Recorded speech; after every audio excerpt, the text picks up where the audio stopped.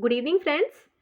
Today we are starting our next topic of organization behavior, that is controlling.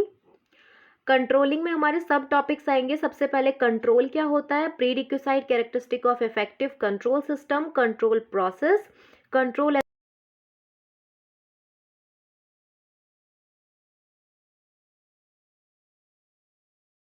Control क्या होता है. तो control एक प्रोसेस है जो कि एश्योर करता है एफिशिएंट कलेक्शन और अकम्पलिशमेंट. सबसे पहले हम कलेक्ट किसका करेंगे, इंफॉर्मेशन और प्रोसेस्ड डाटा का, जो अकम्पलिश करने में हेल्प करेगा ऑफ एंटरप्राइज ऑब्जेक्टिव्स को. ठीक है, एक सिंपल और इजी वे में एक डेफिनेशन लिखवाती हूँ, उसको लर्न कर लेना. तो कंट्रोलिंग जो है एक प्रोसेस है, process of monitoring, comparing, correcting performance,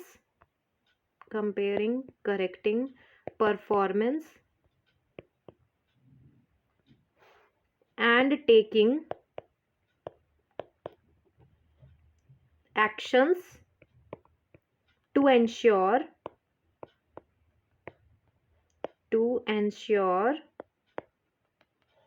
desired results. I hope समझ आया होगा क्या लिखा है हमने लिखा है कि प्रोसेस, ये एक कंट्रोलिंग जो है प्रोसेस है of monitoring, comparing, correcting performance and taking actions to ensure desired results. और एक और चीज है कि एक फंक्शन होता है मैनेजमेंट का. किसका, फंक्शन ऑफ मैनेजमेंट. ठीक, जो हेल्प करता है हमें सीक करने के लिए प्लान्ड, जो हमने प्लानिंग की हुई है, planned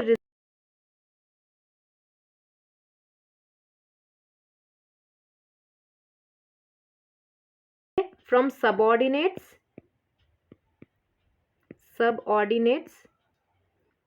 manager and at all levels of organization. ये थोड़ा दिक्कत दे रहा है. and organization, all levels of organization. ठीक है, ये समझ आया. तो ये हमने एक सिंपल डेफिनेशन के स्टाइल में हमने लर्न किया, समझने की कोशिश की है कि कंट्रोलिंग होता क्या है. तो कंट्रोलिंग क्या होता है, ये एक फंक्शन होता है हमारे मैनेजमेंट का, जो कि हमें ये बताता है कि हमें कैसे अपने प्लान्ड, जो हमने प्लानिंग की थी, प्लान्ड रिजल्ट्स को कैसे अचीव करें, कैसे अकम्पलिश करें, जो कि फ्रॉम सबऑर्डिनेट लेवल से लेके मैनेजर लेवल से लेके ऑल लेवल ऑफ मैनेजमेंट तक. ठीक है, अब इसकी प्राइमरी रिस्पॉन्सिबिलिटी क्या होती है कि ये एक्सरसाइज करता है कंट्रोल, किसकी, मैनेजर की. एक्सरसाइज करता है control with every level of subordinates, चाहे वो सुपरवाइजरी लेवल के हों, चाहे वो हमारे शॉप फ्लोर के हों, चाहे वो हमारे ऑपरेशनल मैनेजर्स को हैंडल करना हो. है तो वो टॉप मैनेजर्स से नीचे ही ना, इसलिए वो क्या करते हैं, कंट्रोल एक्सरसाइज करते हैं, ताकि वो उनके each and every department, each and every function पर नज़र रख सके. ठीक है, अगर कंट्रोलिंग वीक पड़ गई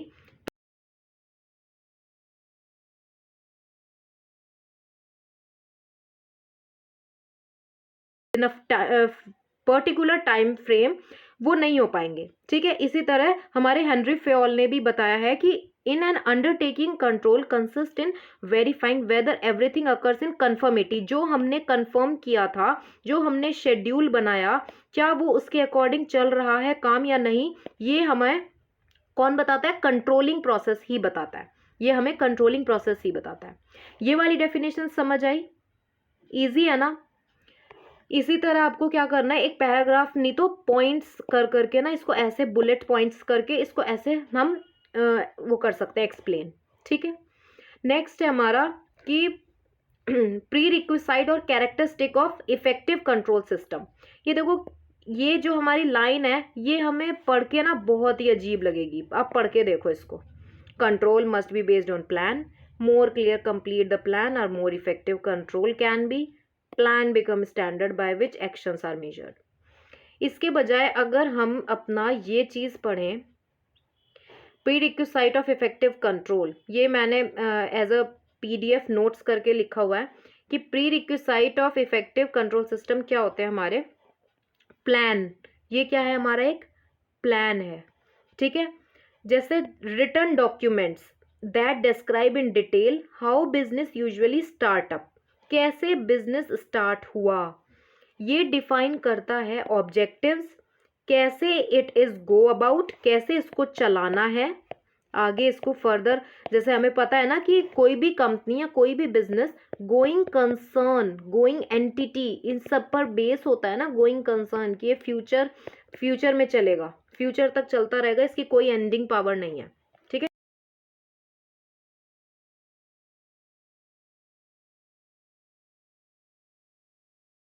ये हमने रख लिया है कि हाँ हमें इतने प्रोडक्शन करनी है, इतने हमने वेरिएबल कॉस्ट लगेगी, इतनी हमारी फिक्स्ड कॉस्ट लगेगी, इतना हमारा शायद कंट्रीब्यूशन आएगा, इतना हमें सैलरी देना है। तो ये हमारा क्या है, एक रिटन डॉक्यूमेंट। उसके बाद ये लेआउट करता है एक written road map for marketing. ठीक है, अलग अलग फंक्शन डिपार्टमेंट्स के लिए ये क्या करता है, एक रोड मैप होता है, जैसे मार्केटिंग के लिए, फाइनेंशियल के लिए, operational stand points. Good business plan should include an executive summary. जो अब हमारे गुड बिजनेस प्लान होते हैं, ये बिजनेस है, फुल नहीं लिखा मैंने, business plan should include an executive summary, products and services, marketing strategy and a budget. अगर आपको इसमें से अच्छा लगे तो आप इसको नोट डाउन कर सकते हैं। अब जैसे प्री रिक्विसाइट का इफेक्टिव कंट्रोल सिस्टम, हमारा एक दूसरा पार्ट है स्ट्रक्चर। स्ट्रक्चर के हमारे क्या है, ये फीचर्स हैं कि हमारा ऑर्गेनाइजेशन स्ट्रक्चर होना कैसे चाहिए। तो एक अप्रोप्रिएट होना चाहिए, स्ट्रेटेजिक होना चाहिए, एक्सेप्टेबल होना चाहिए, रिलायबल होना चाहिए, कॉस्ट इफेक्टिव होना चाहिए। ठीक है, प्लान का समझ आ गया। ये गुड बिजनेस प्लान क्या क्या इंक्लूड करता है, एग्जीक्यूटिव समरी, प्रोडक्ट और सर्विसेज, मार्केटिंग स्ट्रेटेजी, ये सब होता है। अगर आप इसको सिर्फ 4-5 लाइनों में लिख दोगे ना, it more than sufficient. Next है हमारा स्ट्रक्चर। अब स्ट्रक्चर क्या होता है, ये डिफाइन करता है एक्टिविटीज, जैसे टास्क एलोकेशन, टास्क का coordination, supervision are directed towards achievement of organisational aims. जो हमने पहले ही एम को सेट किया हुआ है, स्ट्रक्चर हमें ये बताता है कि हम कैसे उन एक्टिविटीज को अप्लाई करें, कैसे उनको प्रोसेस में लाएं कि हमारा जो टास्क एलोकेशन है, कोऑर्डिनेशन है, सुपरविजन है, वो हमें किसकी तरफ ले जाए, अचीवमेंट ऑफ ऑर्गेनाइजेशन गोल्स की तरफ।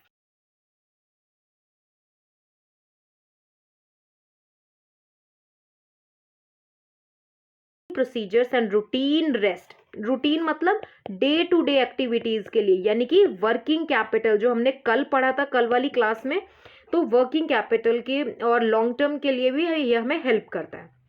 Next, help in allocation of responsibility, ये हमें क्या करता है, हेल्प करता है एलोकेशन करने में responsibility for different functions and processes to different entities, जैसे ब्रांच, डिपार्टमेंट और वर्क ग्रुप्स।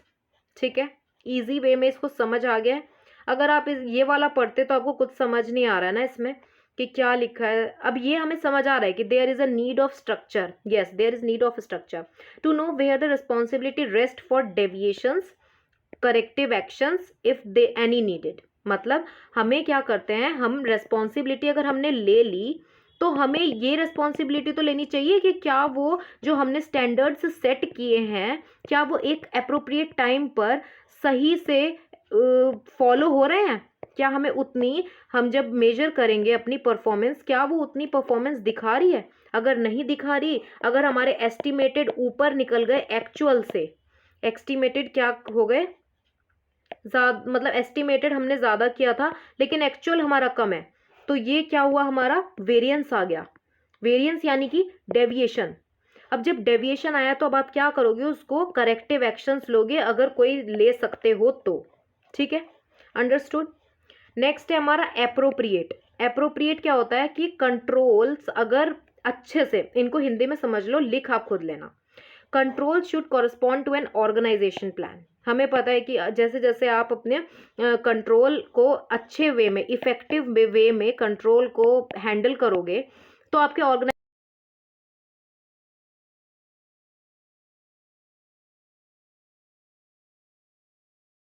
इनअप्रोप्रिएट होता है सुपरविजन के लिए। ठीक है, तो control designed for a general manager are inappropriate for a supervisor. Obviously जो कंट्रोल अगर इसका काम है जनरल मैनेजर का, अगर हम उसको सुपरवाइजर को दे देंगे तो वो इनअप्रोप्रिएट तो होगा ना, उसको क्या इतनी नॉलेज है, वो तो जस्ट सुपरविजन के अंडर अपना काम करता है, दैट्स इट। अब उसके बाद अगर control system suitable for line department, control system किसको सूट करता है, लाइन डिपार्टमेंट। ये किस किस को नहीं सूट करता, जो हमारे फ्लैट होती है ऑर्गेनाइजेशन उसको नहीं करता, जो फ्लैट यानी कि हॉरिजॉन्टल, वर्टिकल यानी कि जो ऐसे इस वे में होती है। ठीक है, तो ये लाइन डिपार्टमेंट को करता है। ठीक है, may be appropriate for a staff department, हो सकता है कि ये जो स्टाफ डिपार्टमेंट हो वो हमारा लाइन डिपार्टमेंट से बिल्कुल अलग हो, तो इसलिए वो उनके लिए इनअप्रोप्रिएट हो गया। तो ये हमारी एक अच्छी वो बन गई कि जो कंट्रोल सिस्टम है वो सूटेबल होता है लाइन डिपार्टमेंट के लिए, लेकिन स्टाफ डिपार्टमेंट के लिए नहीं होता। अब है स्ट्रेटेजिक। स्ट्रेटेजिक में क्या हो गया कि वो एक स्ट्रेटेजिक पर्पस सर्व करता है कंट्रोल, और वो प्रोवाइड करता है एक स्पॉटलाइट ऑन पॉजिटिव और negative exceptions eight critical points. ठीक है, स्ट्रेटेजीज क्या होती हैं, जो हम अपने माइंड में माइंड मैप बना लेते हैं, है ना। तो स्ट्रेटेजीज को फॉलो करना ना करना, क्रिटिकल पॉइंट्स पे कहाँ पॉजिटिव कहाँ नेगेटिव स्पॉटलाइट हो रही है, उसको उस पर्पस को सॉल्व करने के लिए हम स्ट्रेटेजिक पॉइंट्स बनाते हैं, स्ट्रेटेजीज बनाते हैं। नेक्स्ट है हमारा acceptable. Controls will not work unless people want them to. Control तब तक काम नहीं करेगा जब तक पीपल नहीं चाहते, जब तक लोग नहीं चाहते, एम्प्लॉयज नहीं चाहते, वर्कर नहीं चाहते। They should be acceptable to those whom they apply।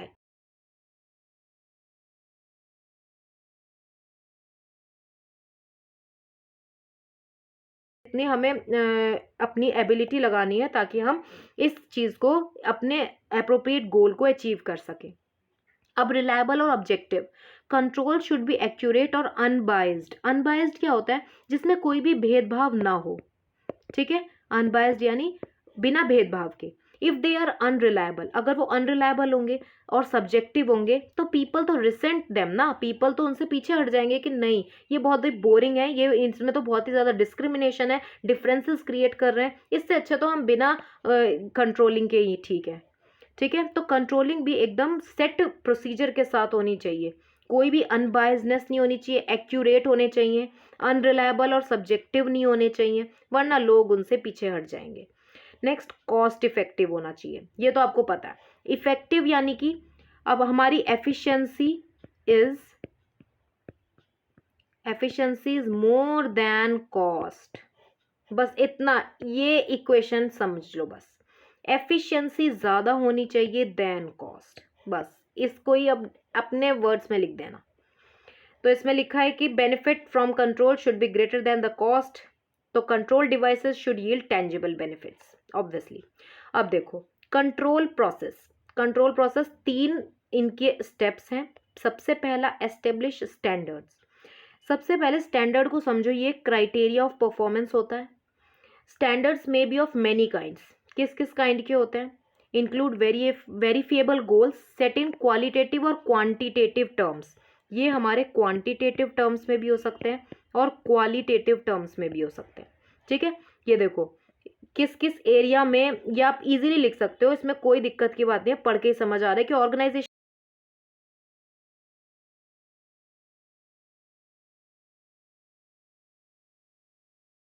और अच्छे से पढ़ना है तो इसको आप इससे पढ़ सकते हैं। वेट,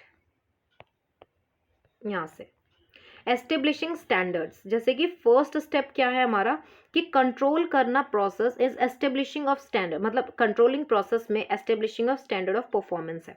स्टैंडर्ड क्या होता है, target against with subsequent performance is to be compared. यानी कि मैंने बताया था ना, एस्टिमेटेड को किससे कंपेयर किया जाता है, एस्टिमेटेड परफॉर्मेंस को एक्चुअल से किया जाता है, और जब इन दोनों में कोई भी डिफरेंस आ जाए तो उसको बोलते हैं हम वेरिएंस। फिर उन वेरिएंसेस को करेक्ट करने के लिए हम डेविएशंस ढूंढते हैं। जब हमने डेविएशंस ढूंढे तो उनको फाइंड करके हम अपनी अप्रोप्रिएट स्ट्रैटेजीज लगाते हैं ताकि वो डेविएशंस हट जाए। ठीक है। नेक्स्ट, हमें पता है कि ये मैनेजर ही सेट करते हैं अपने ऑब्जेक्टिव्स को, channel the efforts of entire organisation. तो हम क्या, अब इसको गोल सेटिंग और मैनेजमेंट बाय ऑब्जेक्टिव्स, ये हमारी ये दो टर्म्स इससे एसोसिएटेड हैं। ठीक है। कौन कौन सी? गोल सेटिंग, आप इसको लिख सकते हो, establishing of standards consist of two main terms, that is goal setting and management by objectives. Now a standard is a measuring device, हमारा ये सबसे इंपॉर्टेंट लाइन है। स्टैंडर्ड जो है एक मेजरिंग डिवाइस होती है, क्वांटिटेटिव और qualitative, that is design to help monitor the performance of the people, capital goods और processes.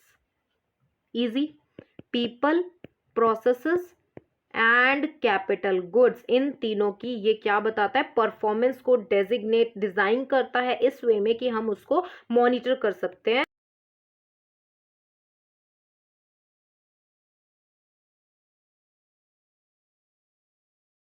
That can serve as reference point for evaluating results, हम ताकि इवेल्युएट कर सकते हैं रिजल्ट को, इसलिए ये एक सर्व करता है रेफरेंस पॉइंट। इसलिए एक ब्रॉड सेंस में कहा जाए तो goals, objective, quotas and performance target will also serve as standard in the control process. इसलिए क्या करता है कि ऑब्जेक्टिव, गोल्स, कोटाज और परफॉर्मेंस टारगेट को भी सर्व करता है एक स्टैंडर्ड इन कंट्रोल प्रोसेस में। ठीक है। ये तीन वर्ड याद कर लेना कि गोल्स, ऑब्जेक्टिव और कोटा, इन सबको सेट करता है, सर्व करता है as standard in controlling process. कुछ स्पेसिफिक स्टैंडर्ड्स भी हैं जैसे कि sales quota, budgets, job deadline, market share, profit margin. बस इतना अगर समझ आ गया तो इसको अपने वर्ड्स में लिखना बहुत इजी हो गया। क्यों, क्या मेन है कि एक तो ये क्वांटिटेटिव, क्वालिटेटिव होते हैं, ये कंसिस्ट करते हैं दो मेन उससे टर्म्स से, जो कि है गोल सेटिंग से और मैनेजमेंट बाय ऑब्जेक्टिव से। और ये काम सिर्फ मैनेजर को करना चाहिए ताकि वो अपने सेट ऑब्जेक्टिव्स को देख सके कि कोई डेविएशंस तो नहीं आ रहे, और अगर डेविएशंस आ रहे हैं तो उनको करेक्शन करने के लिए वो अपनी अप्रोप्रिएट स्ट्रैटेजीज लगाए। एस्टेब्लिशिंग स्टैंडर्ड्स में स्टैंडर्ड्स जो क्या होता है, एक क्राइटेरिया होता है। ठीक है। एक target against which subsequent performance to be compared. Next चलते हैं, determining performance measurement. Setting standards hardly serve any purpose unless some steps are taken to measure the actual performance. अगर आप स्टैंडर्ड्स की बात करें तो बहुत ही कम ऐसे स्टैंडर्ड होते हैं जो सर्व करते हैं पर्पस को, जो कुछ स्टेप देखते हैं कि हम लेते हैं कि मेजर कर सकें एक्चुअल परफॉर्मेंस। ठीक है। जिसमें पहला स्टेप तो था हमारा एस्टेब्लिशिंग स्टैंडर्ड, और सेकंड स्टेप हम पूछते हैं मैनेजर से कि हम मेजर कैसे कर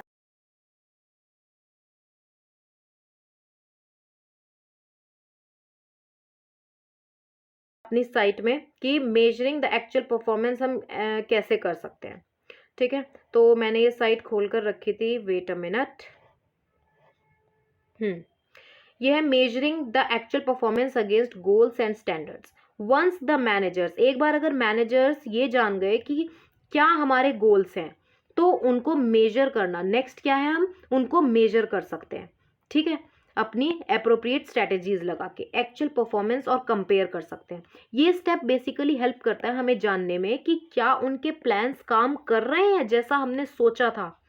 अब हम जब इम्प्लीमेंट करेंगे इस प्लान को तो मैनेजर कॉन्स्टेंटली मॉनिटर करेगा, इवेल्युएट करेगा उन स्टेप्स को, और उनको हमेशा ready to take correction actions या फिर मेजर्स, उनको हमेशा रेडी रखेगा कि हाँ, अगर कोई भी इवेल्युएशन में दिक्कत हुई, कोई भी अगर वेरिएशन आए तो मैं हमेशा रेडी होंगे।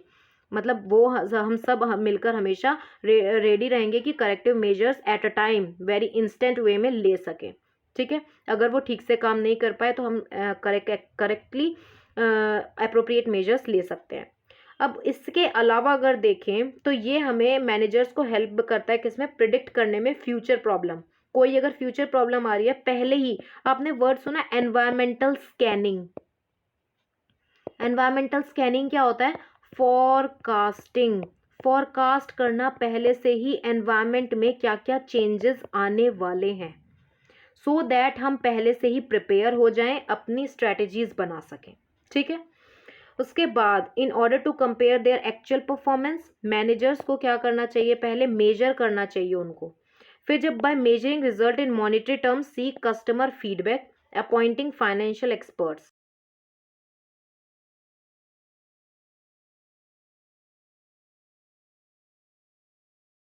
तो आपको इसमें इंपॉर्टेंट समझ आ गया। एक बार अगर मैनेजर को समझ आ गया है कि उसके गोल्स क्या हैं, तो वो मेजर करे एक्चुअल परफॉर्मेंस को और उसको कंपेयर करे कि जो उसने सोचा था क्या ऐसा हो रहा है या नहीं। ठीक है। नेक्स्ट है हमारा measuring performance. Next step in control process increasing performance. मतलब हम ये मेजर करेंगे कि क्या हमारी परफॉर्मेंस इंक्रीज हो रही है या डिक्रीज हो रही है, या कांस्टेंट में हमें कई सालों से कांस्टेंट ही मिल रही है। देखो कांस्टेंट वाली फिर भी थोड़ी ठीक चल जाती है, लेकिन हमारी जो डिक्रीजिंग होती है ना वो बहुत बेकार है। ठीक है। Now, measurement of performance is constant, ongoing activity for most organization, and for control to be effective, relevant performance measure must be valid. When a manager is concerned with controlling sales, daily, weekly और monthly sales figure represent actual performance. अब पता चला जब manager concern होता है controlling sales से, तो वो क्या करेगा, डेली, वीकली और मंथली सेल्स फिगर को रिप्रेजेंट करेगा कि उसकी एक्चुअल परफॉर्मेंस है क्या आखिर, और उसको कितना अभी इम्प्रूव करना है, कितनी स्ट्रैटेजीज अभी ज़रूरी है बनाने के लिए, बजट्स की ज़रूरत है या किस चीज़ की ज़रूरत है, वो उसको ऑटोमेटिकली सबसे सलाह मांगेगा और बोलेगा कि हाँ ठीक है हम इस पे काम करेंगे, क्योंकि इसमें बहुत ज़्यादा डिफरेंसेस आ रहे हैं जो हमने सोचा था, एक्चुअली में इतना अच्छा वो प्रिपेयर नहीं कर पा रहे। तो जैसे अब एक प्रोडक्शन मैनेजर के लिए परफॉर्मेंस में be expressed in terms of unit cost, quality और वॉल्यूम। तो एम्प्लॉयज़ के लिए परफॉर्मेंस में be measure in terms of quality और क्वांटिटी ऑफ आउटपुट। ठीक है। जब हमारे प्रोडक्शन मैनेजर क्या चाहता है कि परफॉर्मेंस एक्सप्रेस हो यूनिट कॉस्ट में, यानी कि एक कॉस्ट अगर जैसे हमने 10 रुपए की बेची, तो वो क्या चाहेगा कि ऑब्वियसली उसके एम्प्लॉयज इतने कैपेबल हों कि वो उसको प्रॉफिट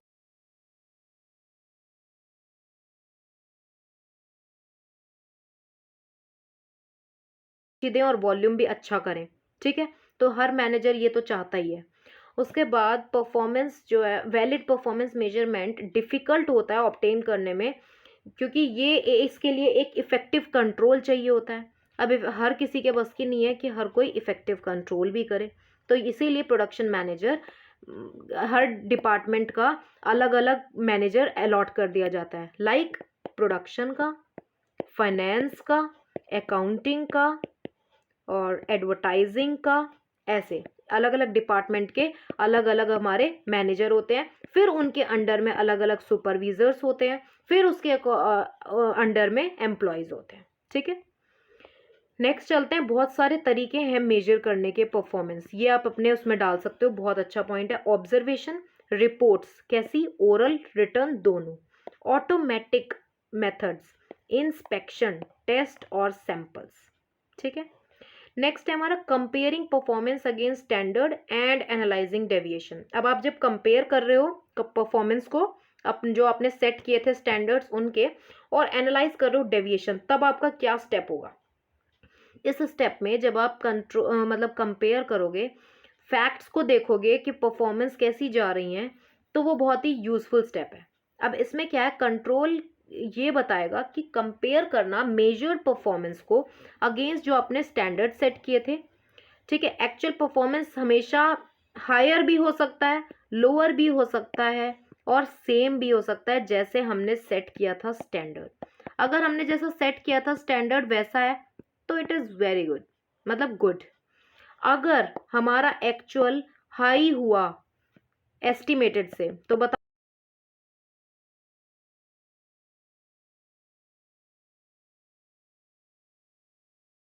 वेरी फेवरेबल, नाइस। अब है हमारा की issues here is how much leeway is permissible, इस लाइन को हमने कट कर दिया। ठीक है। नेक्स्ट है, it is absolutely essential to analyse deviation to determine why standard is not being met. क्यों स्टैंडर्ड अब मेट नहीं हुए, उन परफॉर्मेंस को अब हम क्या करेंगे, सेट करेंगे कि हाँ यहाँ पे हमने सेट किए थे जैसे 1000 यूनिट्स, लेकिन उनके एम्प्लॉयज़ ने सिर्फ 900 यूनिट्स प्रोड्यूस की। अब वो बोलेंगे कि 100 यूनिट्स में डिफरेंस आने की वजह क्या है, मुझे बताओ। वो कहेंगे कि मैं सर एक मशीन का वो शॉर्ट आउट हो गई थी, वो तो एक इलेक्ट्रिसिटी चली गई 2 आवर्स के लिए, तो इसलिए हमारा प्रोडक्शन रह गया।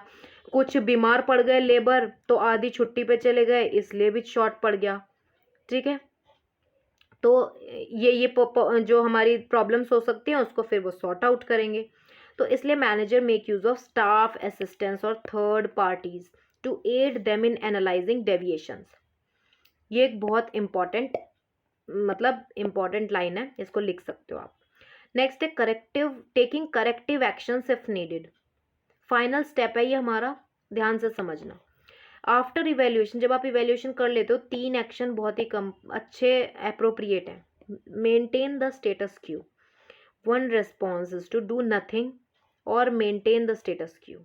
एक रेस्पॉन्स होता है कि कुछ भी मत करो, ठीक है। दूसरा होता है अपना स्टेटस जो बना हुआ है ना, उसको मेंटेन रखो। आपने देखा है कि कंपनी जब अपना इंट्रोडक्शन की स्टेज पर होती है, कोई उसने नया प्रोडक्ट लॉन्च किया, तो वो कितने एफर्ट डालती है, क्या क्या एफर्ट डालती है। सेल्स प्रमोशन करती है, एडवर्टाइजिंग कर,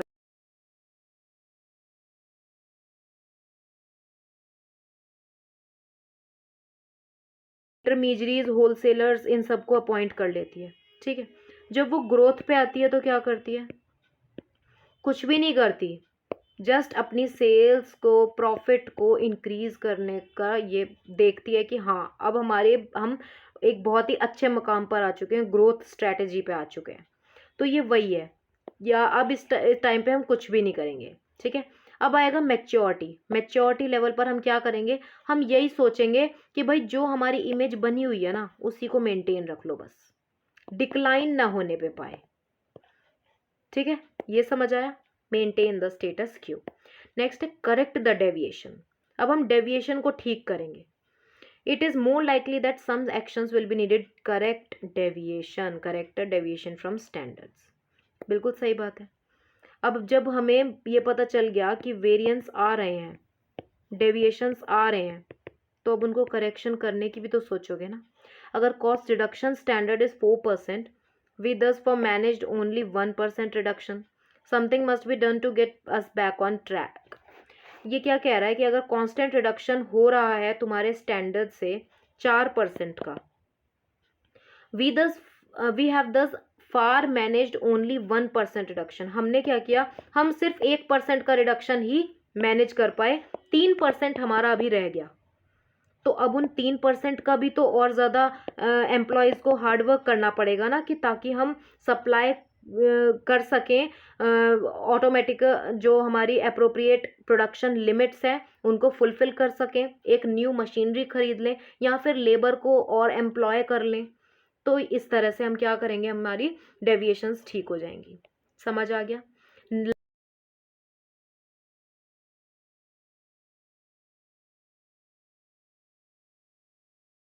Change the standard may have too high, too low to begin with. This is apparent if large number of employees exceed the standard by wide margin or if no ever meet the standards। ठीक है, समझ आया। चलो, तो आज हमने ये हमारे स्टैंडर्ड्स कंप्लीट हो गए ना। अब आगे चलते हैं अपने नेक्स्ट टॉपिक पर, जो कि हमारा methods of control. Methods of control है हमारे 3 टाइप के। सबसे पहले कॉन्स्टेंटली, पीरियोडिकली, ओकेजनली। कॉन्स्टेंटली में सबसे पहले आएगा हमारा सेल्फ कंट्रोल। सेल्फ कंट्रोल का क्या मतलब होता है हमारा, कि हम किस तरह से खुद ही कंट्रोल करेंगे इसको। ठीक है, जैसे कि सेल्फ कंट्रोल मोर मतलब मिनिमाइज करता है नीड ऑफ अदर कंट्रोल और बनाता है कंट्रोल को ऑर्गेनाइजेशन में एक्सेप्टेबल और इफेक्टिव। ठीक है, ये हमें किस चीज़ में हेल्प करता है, giving a fair day work for a fair day's pay, reporting to the work on time, ताकि हम अपने टाइम पे काम दे सकें, इसलिए होता है। डिस्चार्ज करने में ड्यूटीज़ और रिस्पॉन्सिबिलिटी प्रॉपरली। देखो, आप हर कोई यही चाहता है कि हम जो है सेल्फ कंट्रोल बने, मतलब हम पे खुद का कंट्रोल हो, ठीक है, और कोई हमें कंट्रोल ना करे। लेकिन जो हमारा थ्योरी जो हमारा वो सॉरी जो एक्स वाले एम्प्लॉयज़ होते हैं ना, जो हमारा एक लीडरशिप स्टाइल है, उसमें हमारे कौन कौन से होते हैं, थ्योरी एक्स और थ्योरी वाई, है ना। थ्योरी एक्स वाले कैसे होते हैं कि उनको कमांड भी देनी पड़ती है, उनको अंडर कंट्रोल भी रखना पड़ता है।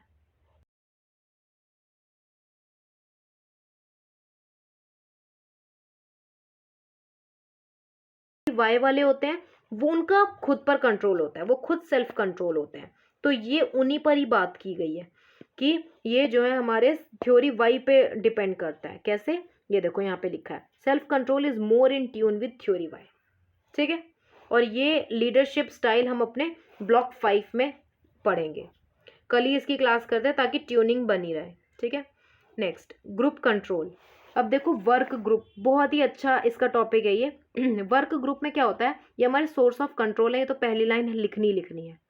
ये हर चीज यू हर उसमें लिख सकते हो आप कि ये हमारा फर्स्ट सोर्स है कंट्रोल का, ये हमारा सेकेंड सोर्स है, ऐसे करके। अब देखो, इसको ध्यान से समझना कि जो हमारे जैसे हमारे वर्कर्स है ना, तो वो अराउंड कितने होते हैं, 15 to 20 अप्रॉक्स, इतने तो होते ही होते हैं। तो इनका ग्रुप बड़ा है ना, अगर ये चाहें तो अपना मतलब इन्फ्लुएंस अगर करें कि नहीं, हमें अपना सेल्फ कंट्रोल रखना है, हमें किसी के अंडर काम नहीं करना, तो इनको तो कोई नहीं रोक सकता, क्योंकि ये स्ट्राइक भी कर सकते हैं, लॉकआउट भी कर सकते हैं, पेन डाउन भी कर सकते हैं, कुछ भी कर सकते हैं। तो इसलिए हमें इनके डिमांड के अकॉर्डिंग कभी कभी चलना पड़ता है, ठीक है। तो अब ग्रुप नॉर्म्स क्या होते हैं, कंट्रीब्यूट करते हैं organisation goals, should be a climate of trust, openness, culture. मतलब कल्चर अच्छे से रहे, ओपननेस रहे, सब में एक दूसरे में ट्रस्ट रहे, कोऑपरेशन रहे। अगर ये सब होगा ना, तो ऑटोमेटिकली आपका जो प्रोडक्शन लेवल होगा ऑटोमेटिकली हाई जाएगा, आपके सारे अप्रोप्रिएट गोल्स, अप्रोप्रिएट जो आपकी प्लानिंग है, ऑटोमेटिकली स्मूथली ये चलती चली जाएगी, ठीक है।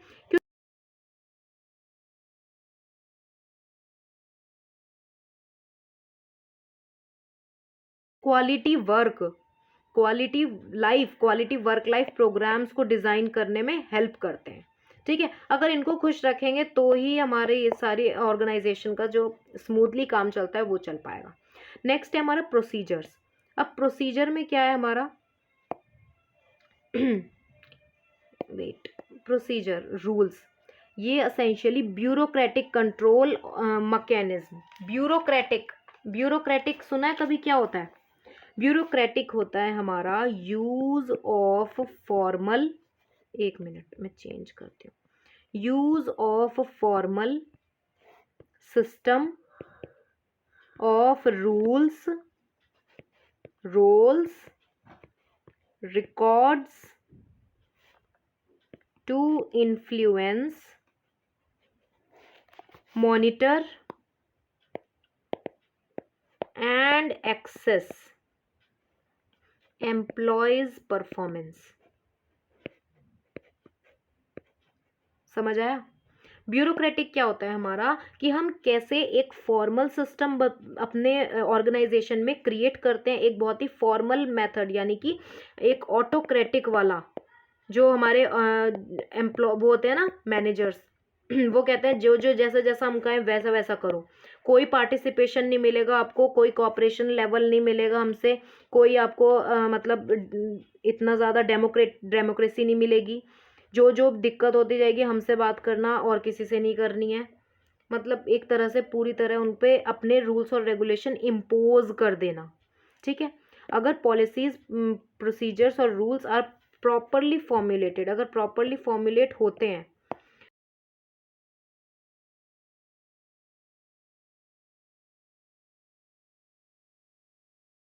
और effective controlling individual and the work group behaviour, ठीक है, इजी।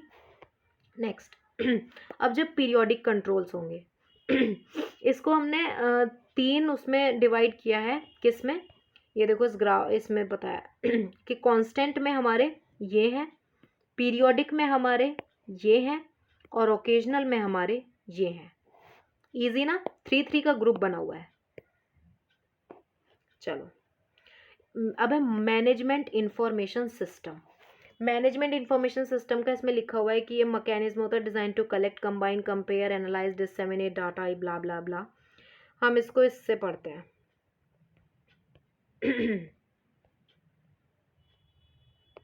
इजी वे में। मैनेजमेंट इंफॉर्मेशन सिस्टम हम यूज करते हैं decision making for coordination, control, analysis and visualisation of information in organisation. ठीक है, क्या करता है मैनेजमेंट इंफॉर्मेशन सिस्टम? ये आपको टोटली ऑल ओवर जो जो आपको इंफॉर्मेशन चाहिए, इंफॉर्मेशन सिस्टम यानी कि आपको जैसे इन्वेंट्री पे अपनी इंफॉर्मेशन चाहिए कि कितना हमारा रीऑर्डर लेवल आ जाना, मतलब कि कितना हमारा मिनिमम लेवल आए जिससे हम दोबारा से रीऑर्डर करें, कैसे हम मार्केटिंग स्ट्रेटजीज को किस तरह से यूज़ करें, किस तरह से प्लानिंग करें कि हमारा जो सेल्स है ऑटोमेटिकली हाई हो जाए। इन सब की जो है इंफॉर्मेशन जो रखता है ना, वो मैनेजमेंट इंफॉर्मेशन सिस्टम होता है। ठीक है, used for decision making and for coordination control. अब स्टडी ऑफ MIS इन्वॉल्व करती है इसको। मोस्ट इंपॉर्टेंट, मैंने सिर्फ ये इंपॉर्टेंट लाइंस लिखी है, इनको आप बिल्कुल रट लो और लिख लेना।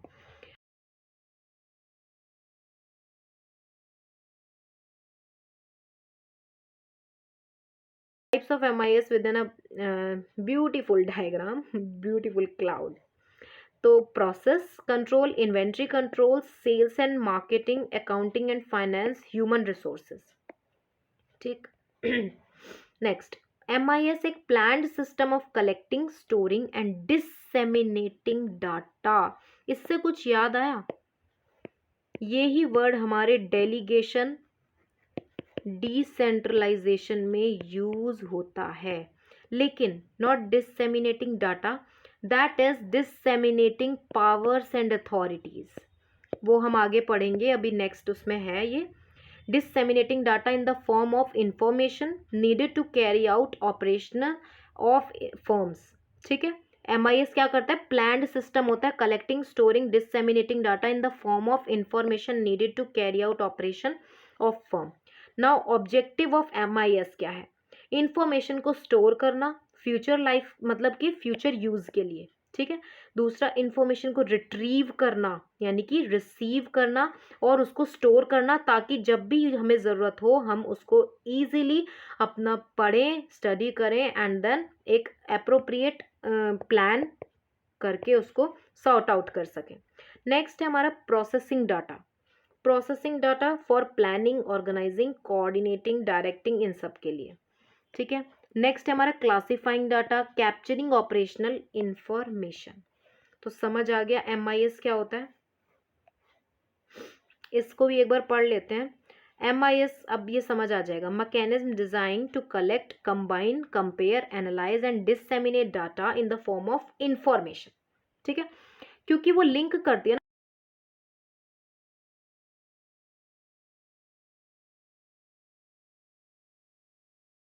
external audit. Annual financial audit by outside accounting firm is one of the external audit mainly used for finance of organization. Obviously जब ये किससे रिलेटेड है? एक्सटर्नल ऑडिट हमेशा हम फाइनेंस में ही करेंगे ना। ठीक है, उसके बाद in case of public sector units such an audit in controller and auditor general also. ये ऑडिट जो है हमारा कंट्रोलर और ऑडिटर जनरल में भी यूज होता है। ये एक forward looking progressive private companies और पास्ट को मतलब जो भी हमारे पास्ट में जो कुछ भी मतलब जैसे पास्ट रिकॉर्ड्स होते हैं, पास्ट इंफॉर्मेशंस होती हैं, जो भी सीक्रेट इंफॉर्मेशन होती हैं, उनको रिवील करता है सिर्फ और सिर्फ मैनेजर्स के सामने कि ये हमारे सीक्रेट रिकॉर्ड्स थे, पास्ट रिकॉर्ड्स थे, पास्ट इंफॉर्मेशन थी। अगर आप इनको यूज़ करके कुछ अपना ऑडिटिंग में या फिर अपनी फाइनेंशियल परफॉर्मेंस को इंक्रीज करने के लिए यूज़ कर सकते हैं तो दैट इज़ वेरी गुड। जैसे कि सोशल ऑडिट कंडक्ट किया टाटा स्टील ने 1917 में, ये एक एग्जाम्पल बिल्कुल मोस्ट इंपॉर्टेंट है, इसको लिख लेना। नेक्स्ट है बजट। बजट क्या होते हैं? हमारे प्लान्स होते हैं, सबको पता है, to deal with the future allocation and utilisation of various resources to different enterprise activities over a given period. कैसे उनको जो हमने प्लान किया, कैसे उनको अपना फ्यूचर एलोकेशन यानी कि optimum utilisation of the various resources to achieve the organisational goals. ठीक है। Establish plan to serve as the basis of measuring और इवेल्युएटिंग स्टैंडर्ड ऑफ परफॉर्मेंस। ये एक बहुत ही गुड एग्जांपल है बजटरी कंट्रोल। ठीक है। Next, occasional control. Occasional control क्या होता है?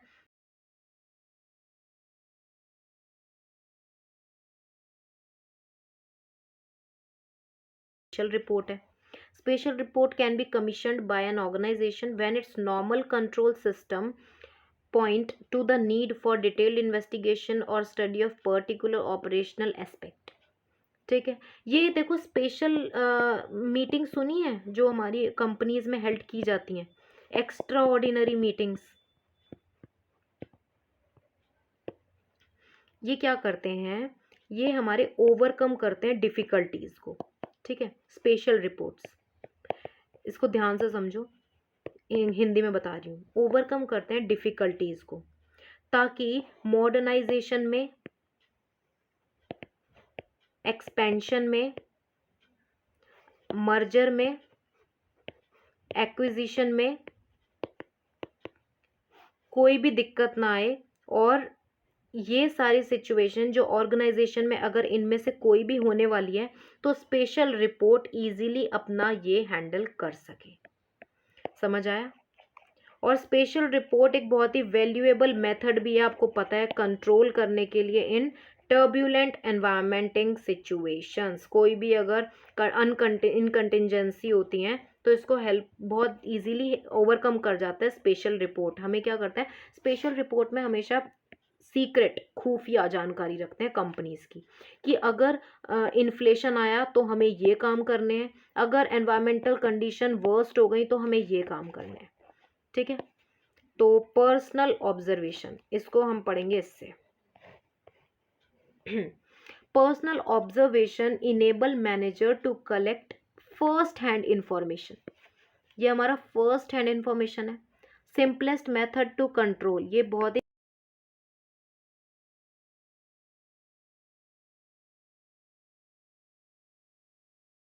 डायरेक्ट और oldest method of control, categorised as a primary instrument for monitoring and data collection. Obviously primary है, क्यों? क्योंकि ऑब्जर्वेशन हमने रिसर्च में पढ़ा है, क्या होता है हमारा प्राइमरी रिसर्च में, रिसर्च टूल्स।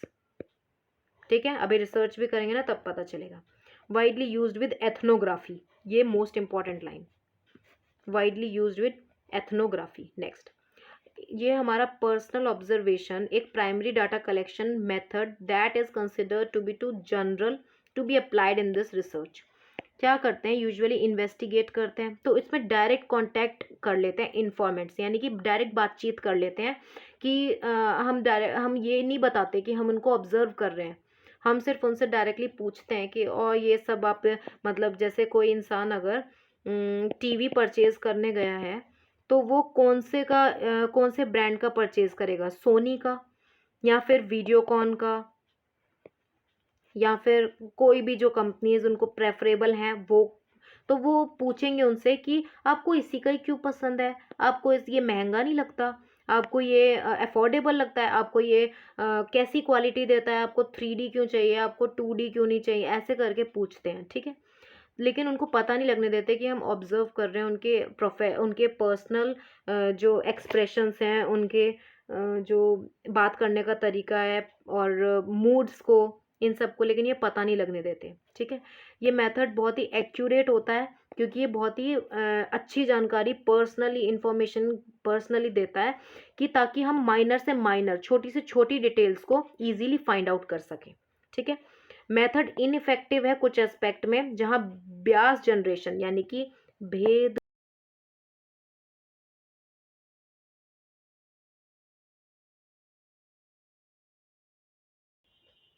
ठीक है। तो ये आपको समझ आ गया। नेक्स्ट है हमारा प्रोजेक्ट कंट्रोल।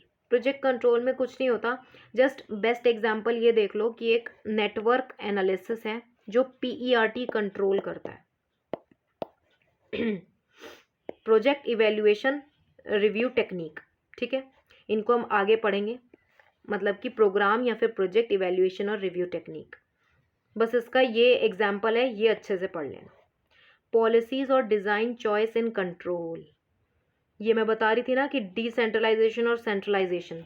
अब सेंट्रलाइजेशन को अच्छे से समझना बहुत ही ईजी है। देखो साथ के साथ लिखवाऊंगी नोट्स के तौर पे। देखो अकॉर्डिंग टू एलन, आप चाहें तो समझ लें, आप चाहें तो लिख लें, आपकी मर्जी है। मैं आपको लिख कर समझाऊंगी कि जो सेंट्रलाइजेशन है हमारा, ये एक सिस्टमैटिक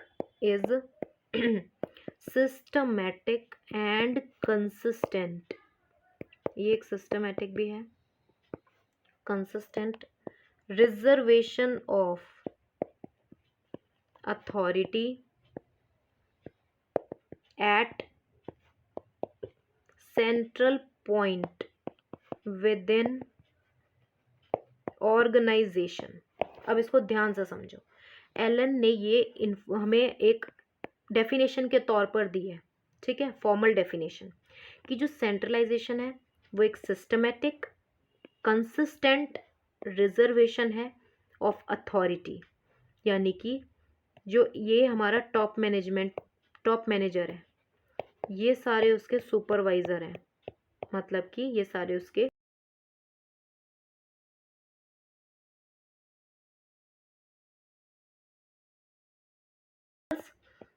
सारी अथॉरिटी, सारे जो भी उसके पास बेनिफिट्स हैं, सारे सिर्फ और सिर्फ टॉप मैनेजर के पास हैं, एम्प्लॉयज़ के पास कुछ भी नहीं है, ठीक है। They have no rights, they have no any democracy. वो ये भी नहीं बोल सकते कि हमने 1000 की बजाय 980 यूनिट्स प्रोड्यूस किए, वो जस्ट बोलेंगे कि क्यों।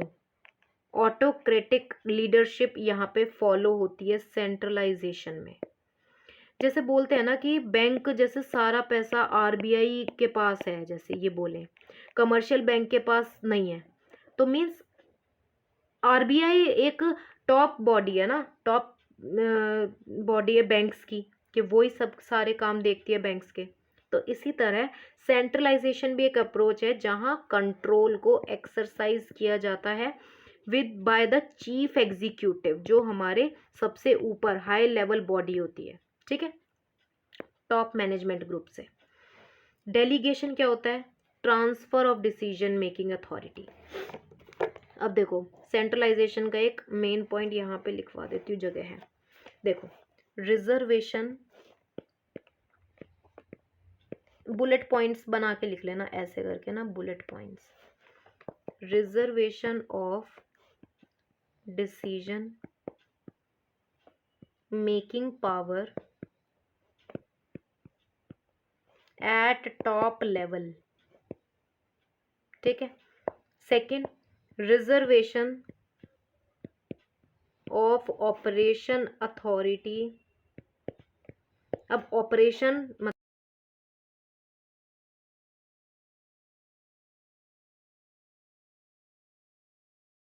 उनके हाथ में होता है, ठीक है। नेक्स्ट पॉइंट होगा ऑपरेशन होगा, इसमें रिजर्व नहीं, वो उनके पास बेचारों के कुछ नहीं होता, जो सबसे लोअर लेवल के होते हैं वो जस्ट ऑपरेट करते हैं। Operation at lower level are closely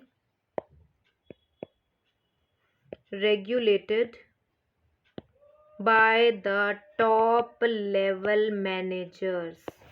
ये समझ आया? ऑपरेशन एट, जो भी काम होगा लोअर लेवल पर, वो क्लोजली रेगुलेट किससे करेंगे? टॉप मैनेजर से। ये होता है हमारा सेंट्रलाइजेशन। लिख लिया हो तो मैं रब कर रही हूँ, क्योंकि मुझे आगे भी प्रोसीड करना है।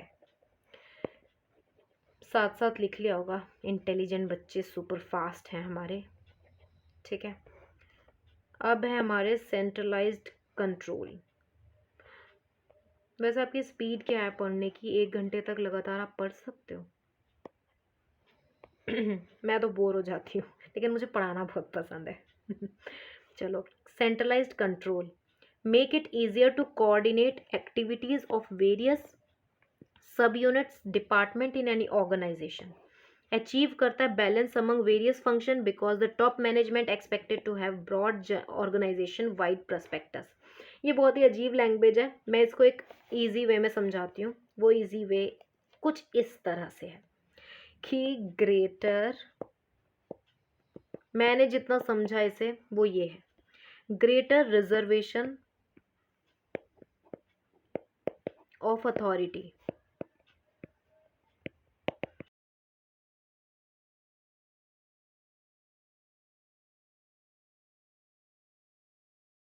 ज़्यादा रिजर्वेशन होगी अथॉरिटी टॉप लेवल पर, हायर डिग्री ऑफ सेंट्रलाइजेशन होगा। ये तो हमारे इंटेलिजेंट स्टूडेंट्स को भी समझ आ गया होगा।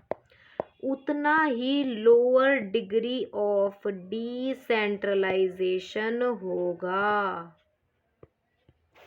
ठीक है, इजी वे में मैंने, अगर आप ये लाइन भी लिख दोगे ना, बस मोर देन सफिशिएंट, इससे एंडिंग कर देना, हाईलाइट कर देना इसको पेंसिल से अंडरलाइन करके, बस उनको पता चल जाएगा एग्जामिनर को कि सब आता है, कंसेप्ट क्लियर है। ठीक है, नेक्स्ट अपना पॉइंट पर चलते हैं, स्ट्रेटजीज ऑफ कंट्रोल। ये जस्ट हमारी 4 स्ट्रेटजीज हैं। पहली पर्सनल सेंट्रलाइज, जिसमें क्या होता है, सेंट्रलाइज डिसीजन मेकिंग जो हमने अभी पढ़ा, डायरेक्ट सुपरविजन होता है और पर्सनल लीडरशिप होता है। ठीक है, यानी कि करिश्मा, टेक्निकल एक्सपर्टीज, इन सब पे ज़्यादा फोकस किया जाता है। रिवॉर्ड और punishment reinforce conformity to personal authority. Next है bureaucratic, breaking down of task into easy definable elements, formally specified method, ये बहुत ही फॉर्मल प्रोसीजर्स, रूल्स, मैंने ऊपर भी आपको बताया था ना, फॉर्मल रूल्स, रोल्स, प्रोसीजर्स, इन सब पे ज़्यादा फोकस करते हैं। बजटरी और standard cost variance, accounting control. ठीक है, routine decision taking delegated with prescribe limit. Next है आउटपुट कंट्रोल, इसमें क्या होता है, जॉब और units design to be responsible for complete output, specification of output standards and targets, use of responsibility accounting. ठीक है, delegation of decision on operational matters, semi autonomy, reward और punishment link to attainment of.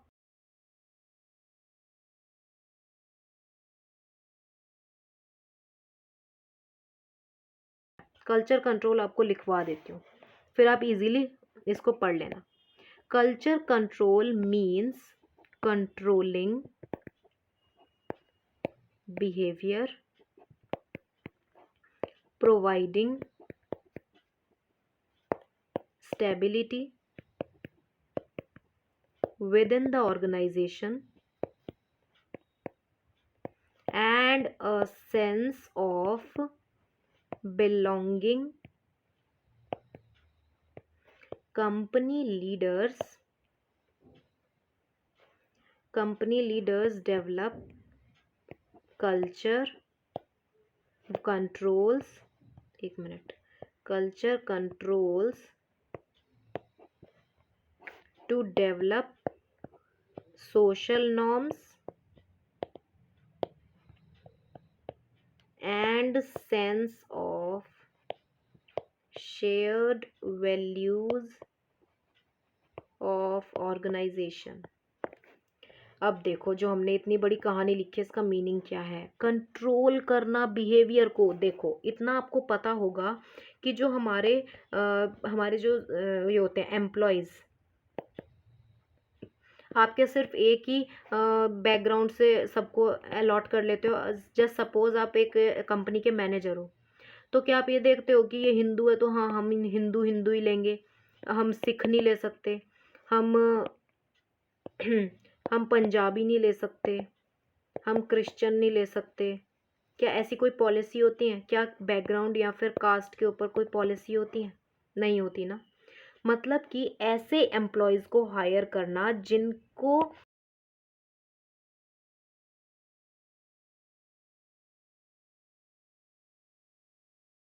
जब आगे interview देने जाओगे ना, तो हर कोई मैनेजर यही सोचेगा, मतलब पहले ये आपसे एक्सपेक्ट करेगा कि आप अपने एडजस्टमेंट पावर को हाई रखें।